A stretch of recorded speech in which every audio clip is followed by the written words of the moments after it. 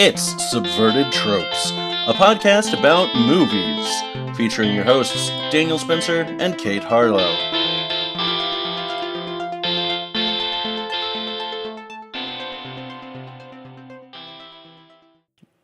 All right, everybody, welcome to a spooky episode of Subverted Tropes. I'm Daniel. And I'm Kate.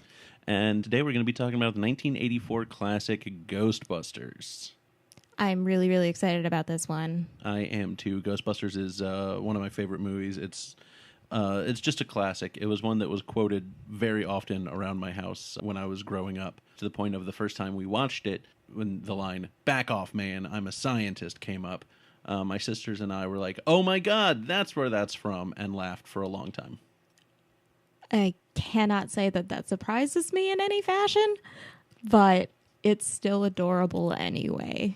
I don't think it was one of the ones that we had up to everyday quoting ability with in my household, but it's still a gold standard. So yeah, definitely a classic.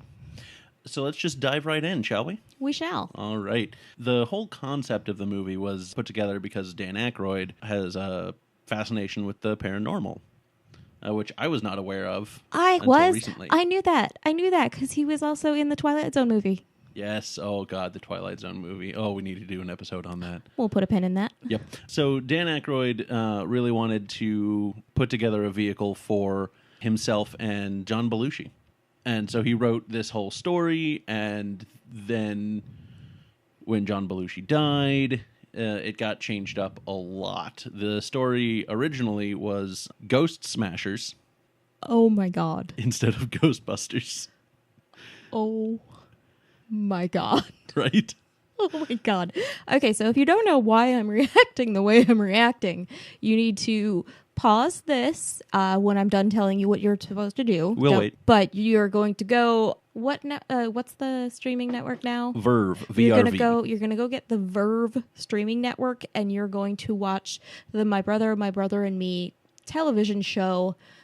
Is it the first episode? Yeah, it is the first episode. The first episode, where they deal with a similar paranormal phenomena, but due to legal reasons, they have to refer to themselves as Ghoul Smashers. And you, doing the research for this, found out this original title and teased me, but didn't tell me. You teased me about it at lunch today. And I had an inkling that it had to do something with that, but I'm just so delighted. Yeah, it's pretty stellar. Gosh darn it. If you haven't picked up on this by now, we really love the McElroys, and this is just one of what I'm sure will be many, many love letters to them. Y'all are the best. You're huge inspirations, and we quote you guys all the time. To the point of where our kids will say, "Oh, that's where that's from," when we expose them to the McElroy content. Which will be from birth. So. That is correct. But yeah, the original plot of Ghost Smashers, it wasn't going to be an origin story, necessarily. They were going to be traveling through time and space, yes, and many other dimensions to fight giant evil ghosts. The Stay Puft Marshmallow Man was supposed to be one of them, but wasn't supposed to be like the big bad. What time period was he the big bad in? I don't have information that deep. I wish that I did, but the original draft was kind of lost. That's so unfortunate. It really is. Because I really want the big ghosts to also have traveled in time.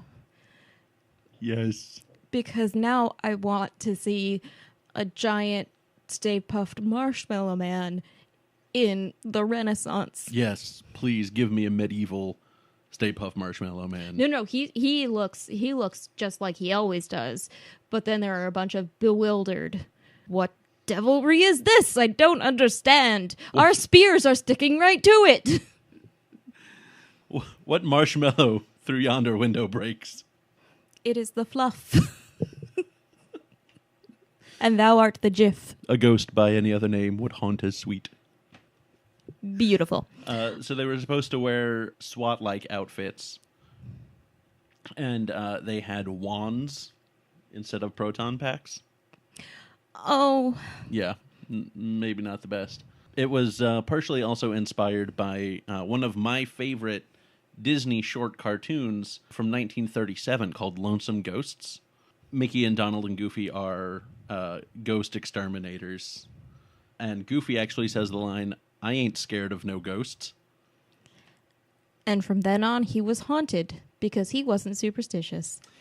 "I'm brave, but I'm careful," is one of the lines. And then he gets very, very, very frightened.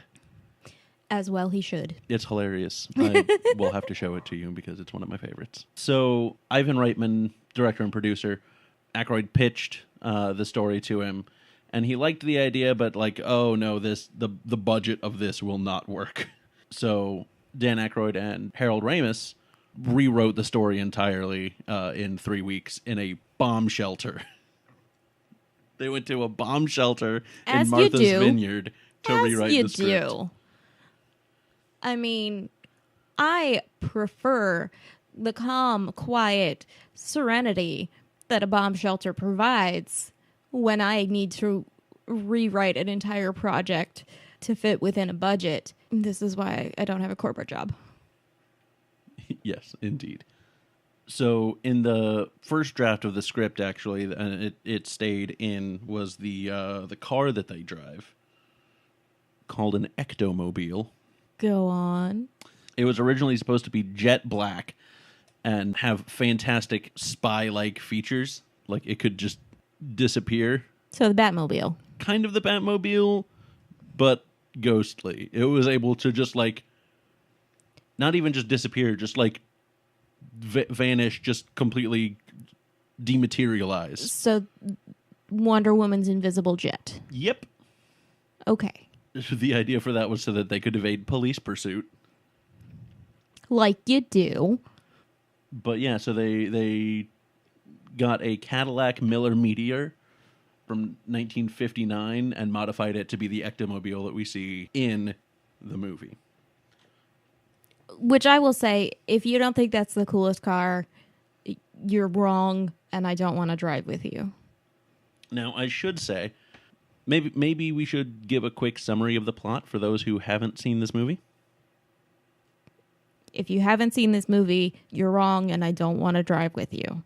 Take it away. Okay, so it tells the story of a group of scientists who are studying psychic phenomena in people. And they basically get defunded, but they wind up getting attacked in a library by a ghost, and this kicks them off on this whole ghost busting thing. And in doing so, Bill Murray's character meets Sigourney Weaver's character and decides that he wants to haunt her, if you know what I'm saying.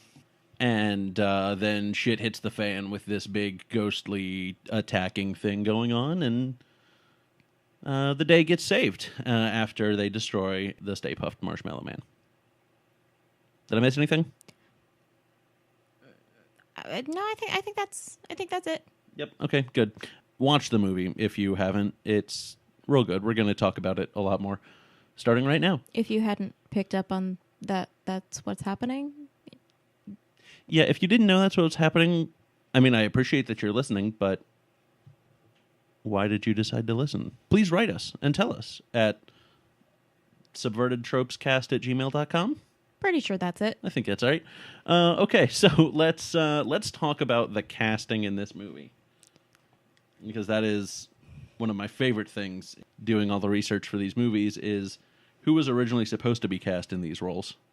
If it's anywhere as great as the theoretical Godfather casting. I mean, it is. Oh. So, of course, John Belushi was supposed to be in the movie. So was John Candy. Oh, that would have been so great. And a lot more famously, Eddie Murphy was supposed to be in it. Belushi died before the screenplay was completed. John Candy didn't agree to, like, he just wouldn't commit. He was not down. He was like, yeah, I mean, that sounds good, but never actually, like, committed to it. That's unfortunate. It is. John Candy was originally supposed to be Louis Tully, Rick Moranis' role, and he was supposed to be a conservative businessman. Okay. But Rick Moranis took the script and just turned him into a super nerd and did such a great job. He was method acting. He was. That is true. I don't know Rick Moranis personally. I feel like maybe people might see that as a dig. I'm a giant nerd. I mean, you are. Gozer the Gozerian, played by the Yugoslav model Slavica Jovan, was originally supposed to appear in the form of Ivo Shandor, a slender, unremarkable man in a suit, and was supposed to be played by Paul Rubens. Basically, they had their big bad be Pee Wee Herman. Oh my god. Slender. Yeah. Oh, gracious. And Eddie Murphy was supposed to take the role of Winston, which went to Ernie Hudson. Mm-hmm. And he was supposed to be a lot more heavily featured in the movie, but Murphy was unable to do it.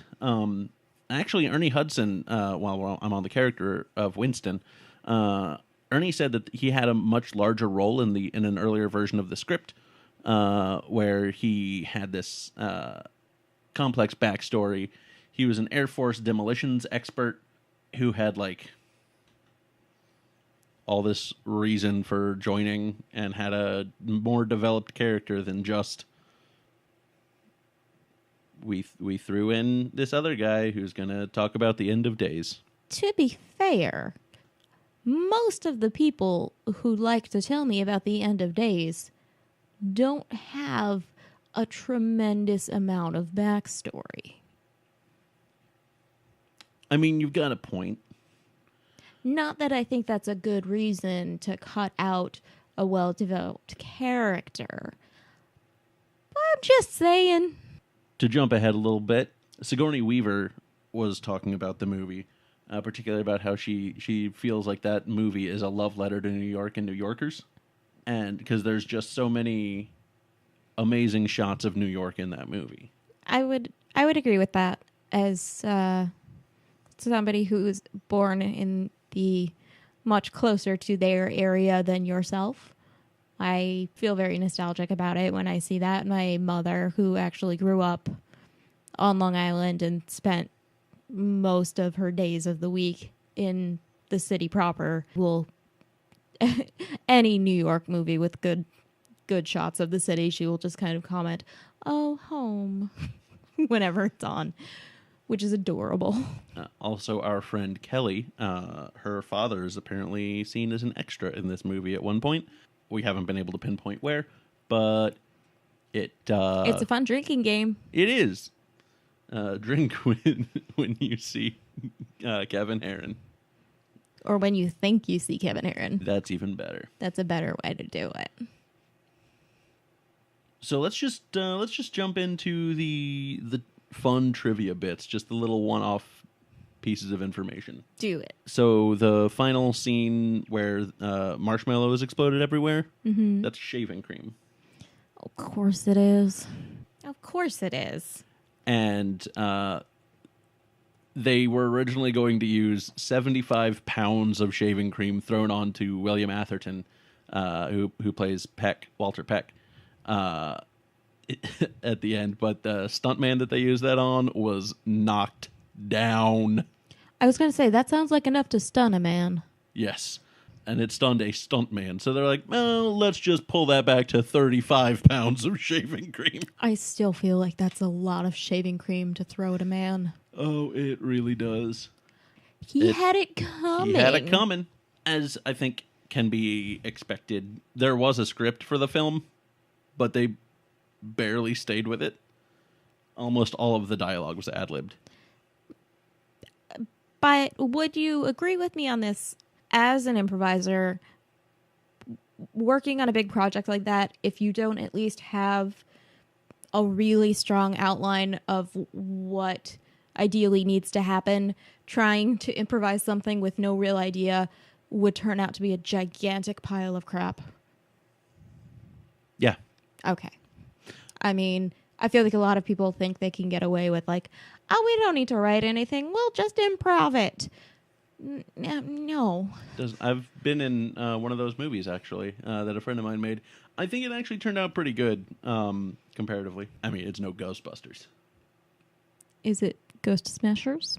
No, it's called The Suburbanites. Well, there's nothing about smashing or busting, so I am uninterested. It was fantastic. I was a small child. Look forward to Subverted Tropes episode on Suburbanites. That's right. This would be amazing. The scene where Louis Tully is interacting with all of his guests and everything was entirely improvised and done in one take. That's my first instinct was to say impressive, but also It's Rick not. Moranis. It's not actually all that surprising. It's when you look at who it is doing that work.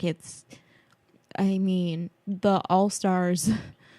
I apologize that I don't really have articulate words to say, but as somebody who grew up wanting to be a comedian and who is doing a lot of comedy in my day-to-day life, those are the people that do the thing that I want to do, and they did it real well. Real well. Slimer, the ghost, the green ghost who, slimes people. And if you don't know who Slimer is, you're wrong, and I don't want to drive with you.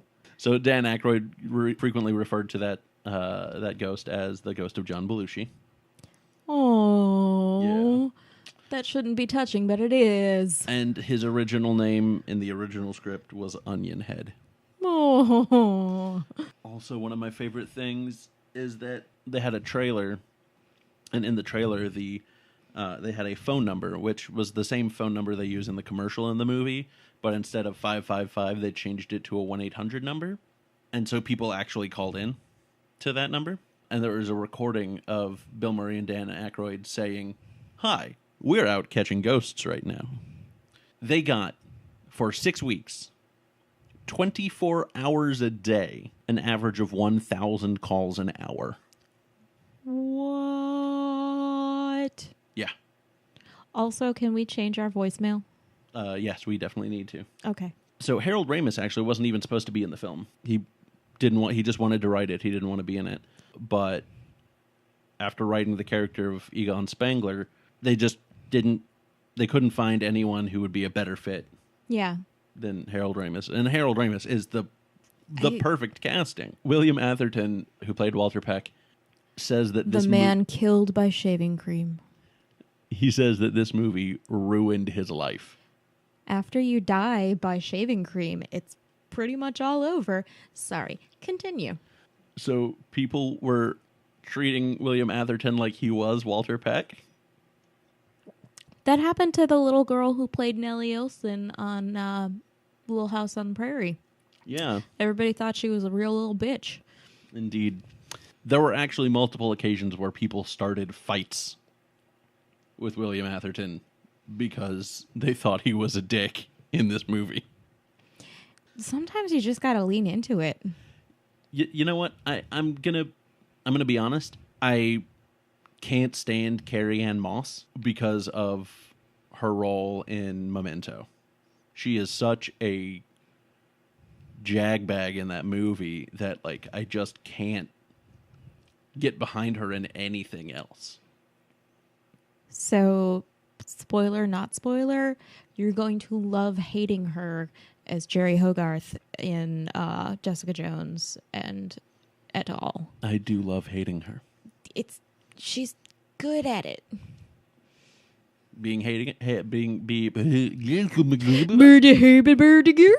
good. Ba-da-ba-ba-ba. I hate your face. So I do love this. The dogs, Zool and Vince Clortho, were based off of designs, or designed off of actual statues at a church in Philadelphia. Oh, that's so cool. I love a good hellhound. Right? Especially a hellhound outside of my church, please. You don't have a church. I don't. But also, can we get a dog and just name it Hellhound? Yes. But Or can we name it Vince Clortho? that sounds sexual to me, and I don't feel comfortable with it. How about Zool? Absolutely, Zool. Good. There's just so many layers to naming a dog. There really are. We'll revisit it. Gozer. Yes. You know, the Gozerian. It's a Gozer. It's a good kind of beer. Yep. It's funny. So that's actually taken from a real haunting in England. The name Gozer would be like written on walls and just like appear all over the house.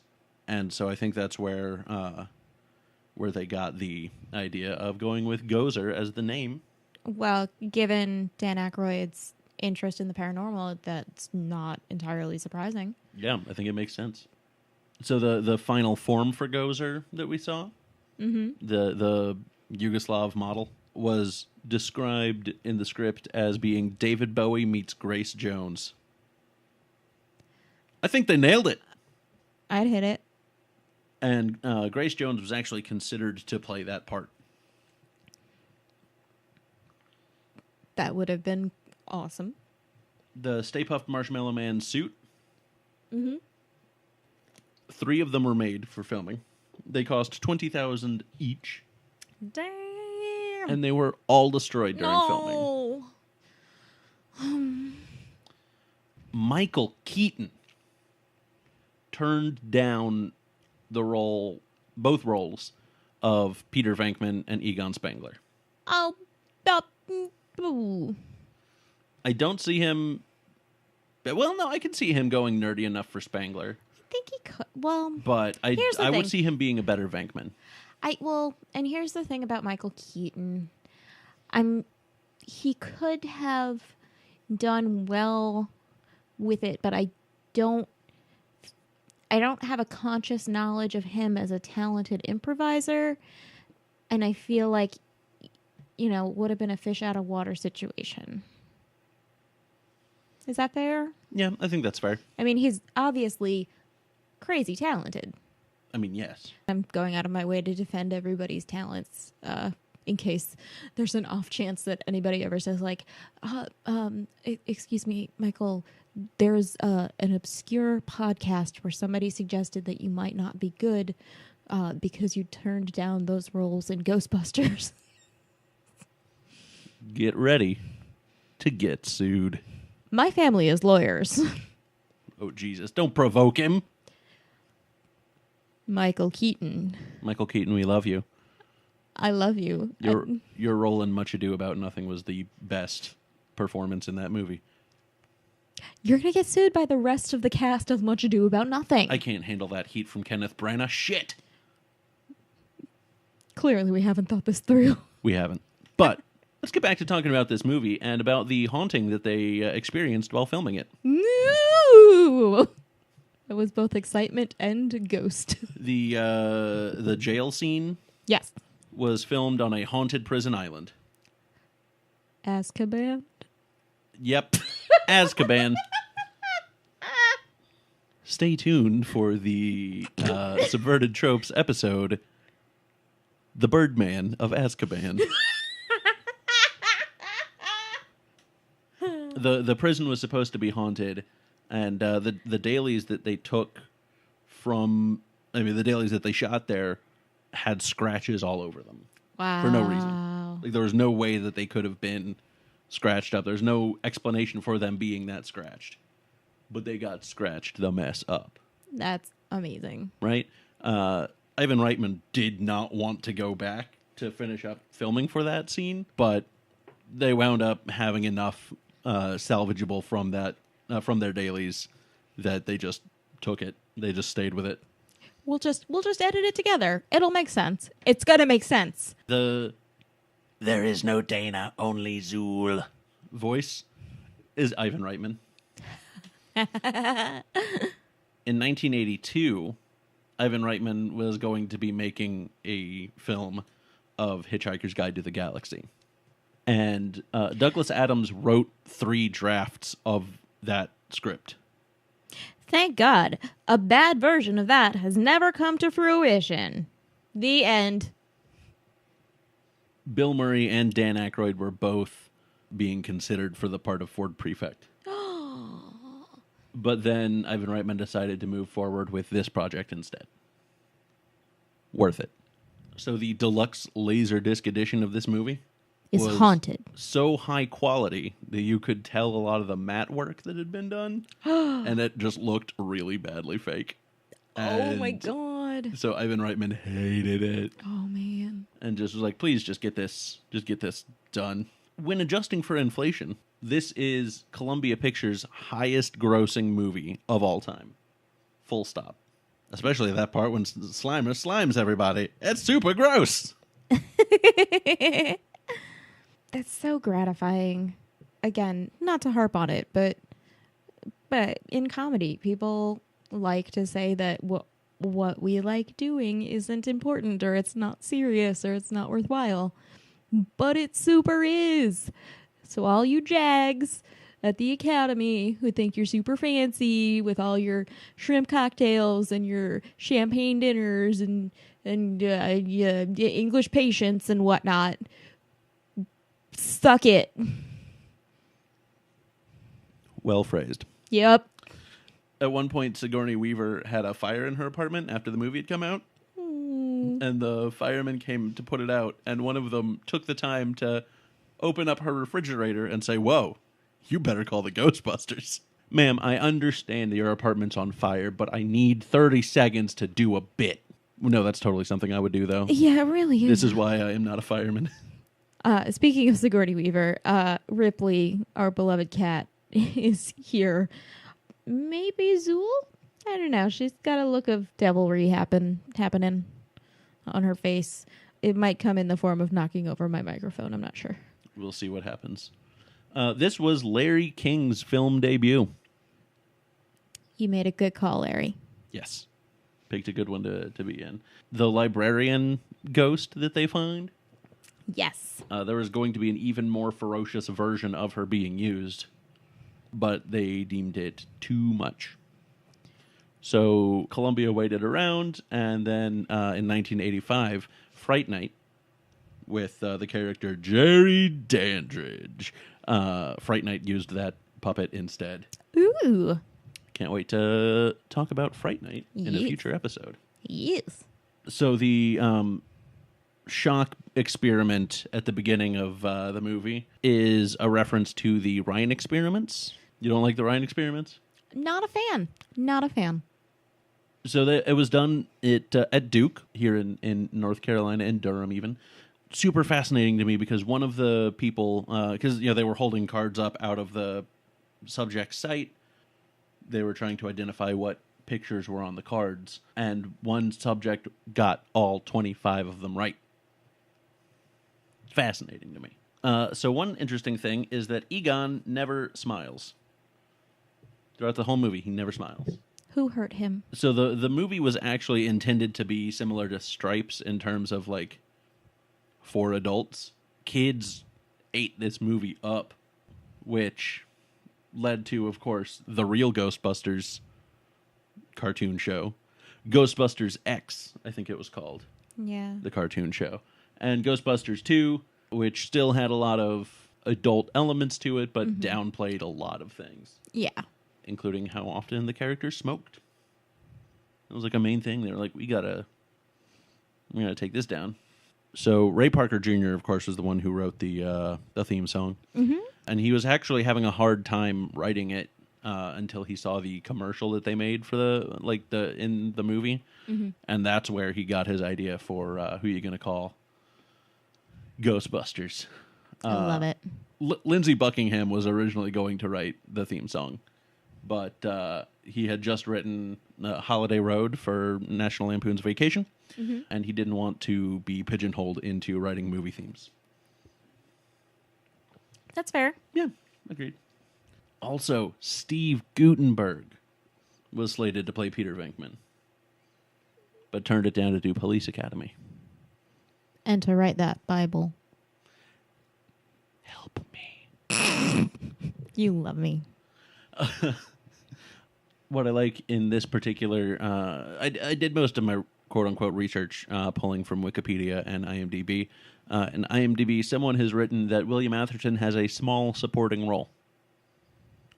I don't think I would classify his role as a small supporting role. It's a medium supporting role. Maybe a large after a big meal. Maybe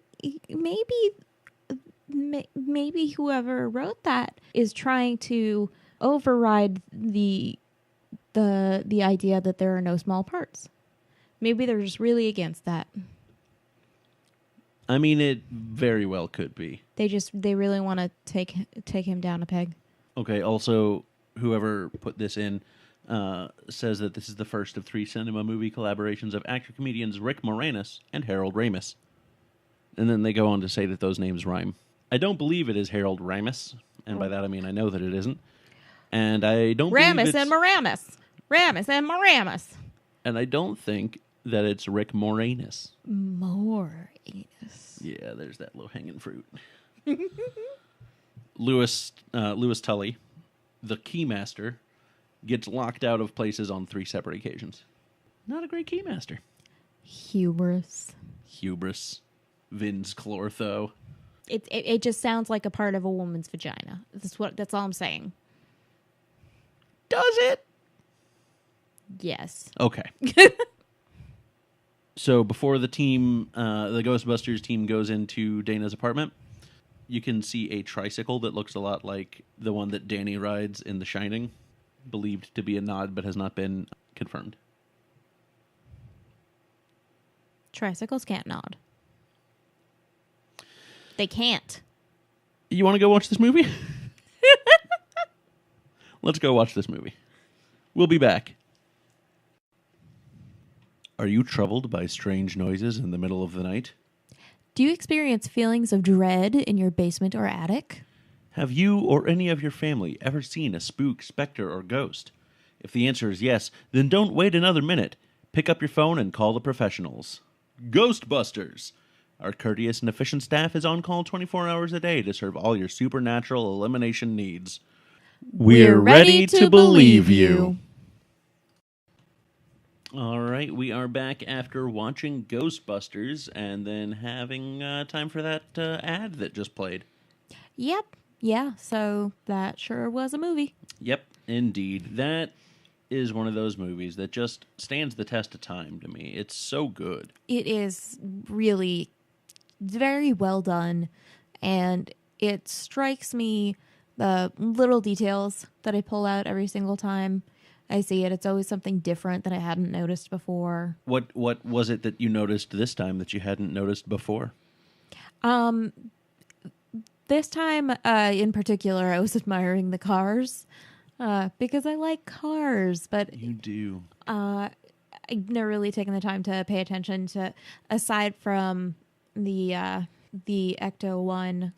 The Ectomobile? The Ectomobile. Yeah, no, the rest of the cars are just so gorgeous, and it strikes me that it's only back to the early 80s, but they're still very, very, very pretty cars.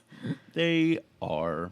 I think what really stood out to me in this one was just how, like, I've seen a lot of movies that have an improvised script, but this one just does such a great job that it does not feel improvised, while most of it was. It's just so cohesive.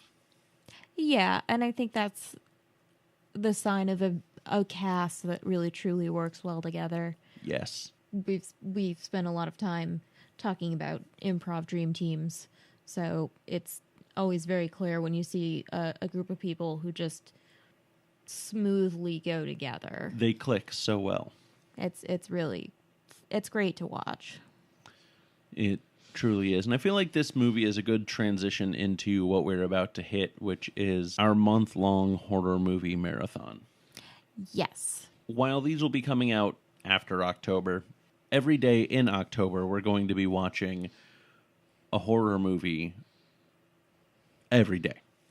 Some more horrible than others. Yes, some that it's a horror that they got made, and some that it's a horror that I haven't seen, or some that are just freaking great horror movies.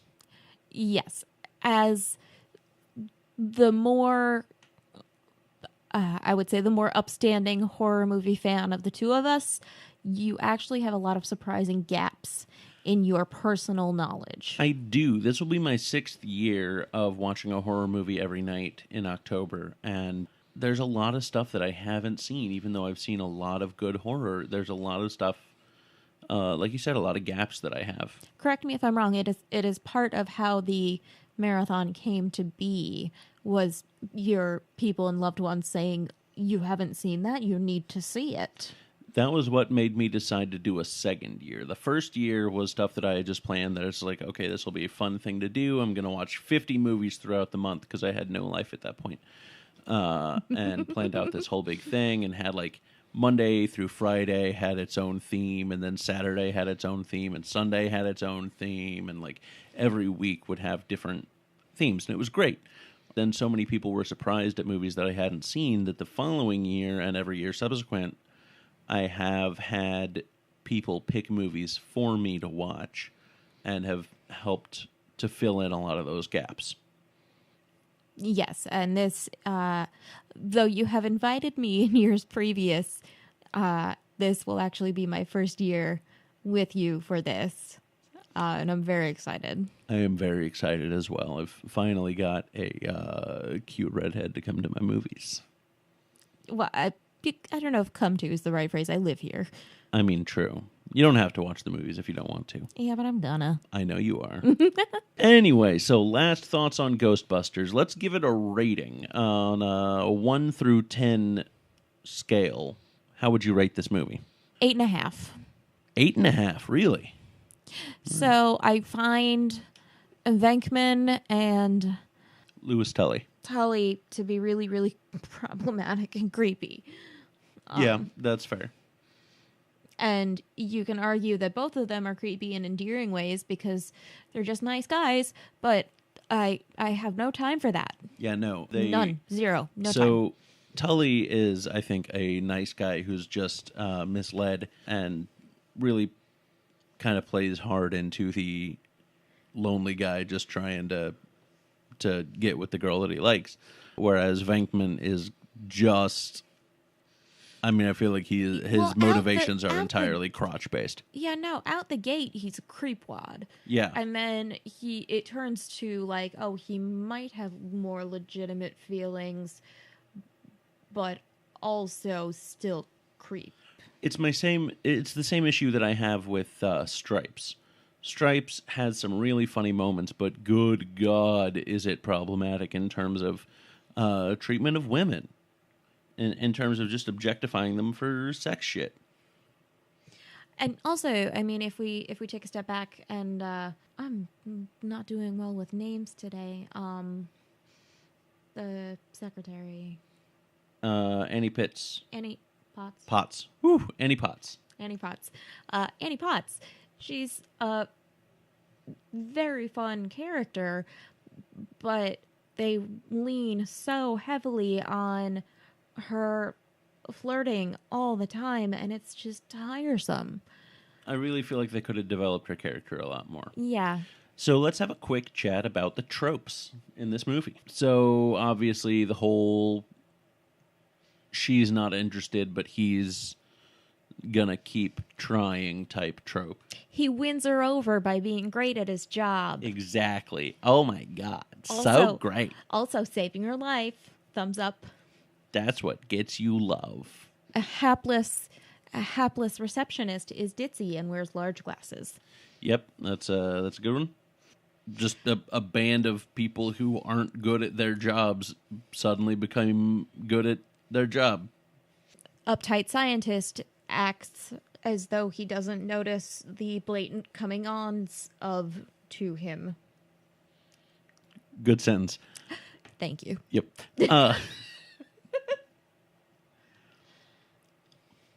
The government is bad and shuts down fun. Particularly the EPA. Fuck the EPA. Especially. Fuck the EPA coming straight out. No, that doesn't work. Nope. Nope.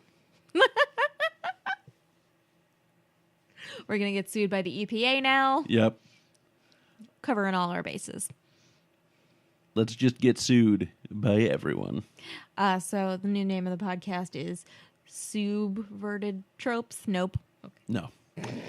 But no, well, it's double indemnity. We'll get sued by one person, and then we can't get sued by another. I don't think that's how it works. Nah, that's totally how it works. Nope. CE 52. President. Ah, yeah. I refuse to say the whole name. Do you mean 45? No, I mean future president. Our president. Number 52. 7 from now. He's going to be a jackass. It's going to be the worst. Or she. He or she. Or it. Or them. Robot. Ooh, I don't think even in as many years, if we have both president or all presidents taking both terms, I still don't think this country's going to be ready for a robot president. I don't think we're going to have a choice. That there's going to be an uprising. Can we just take all of this out? No. Anyway, that's going to be it for Subverted Tropes for the Ghostbusters episode. Yeah, no, it's been a good one. I'm going to go slam an ecto cooler and go to bed. Oh my God, ecto cooler. Also, you were going to say something about the game. Oh, yes. So I remember years ago when I would play on the Commodore 64, there was a Ghostbusters game for the Commodore 64 that was the tops. You would go around and catch ghosts and lower them into the traps, and then eventually the Keymaster and the Gatekeeper would find each other, and you'd have to drive around and stop a couple more ghosts and then take down the Stay Puft Marshmallow Man. But you would specifically, you'd have to, like, buy your equipment so that you could keep everything running properly, so that you could get the things you needed to stop the Stay Puft Marshmallow Man. It was so much fun, and I really wish I could play that game again. Now I'm going to do everything in my power to try and find that game for you someday. You're the best. Someday. Well, like I said, that's going to do it for this episode of Subverted Tropes. Thank you so much for listening. As always, you can find us on Twitter at Subverted Tropes Cast. And we are also on WordPress and Gmail. And I'm just gonna link everything back and forth across the thing because I didn't think to write them down. That's a good point. We did a bad job of preparing for this episode, but truth be told, we rushed it because Daniel couldn't wait to tell me about Ghost Smashers. That is very, very true. And I'm not even sorry. No regrets. No regrets. Thanks for tuning in. Have a great night.